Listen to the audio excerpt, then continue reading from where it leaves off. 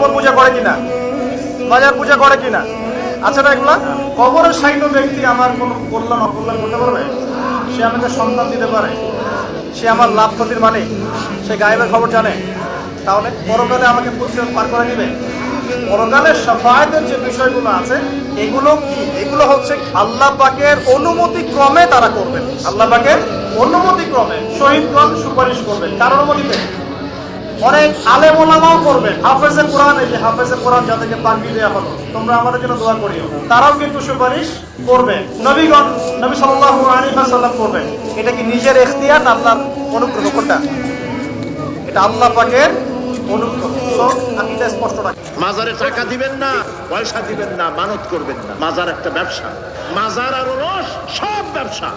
আপনারা এইসব কাজে যাবেন না। আগরবাতি, মোমবাতি, চাদর দেওয়া, মশারি দেওয়া, এগুলো মুসলমানের কাজ না। হিন্দু, খ্রিস্টান, বৌদ্ধ যা করে আমরা কি তা করতে পারি?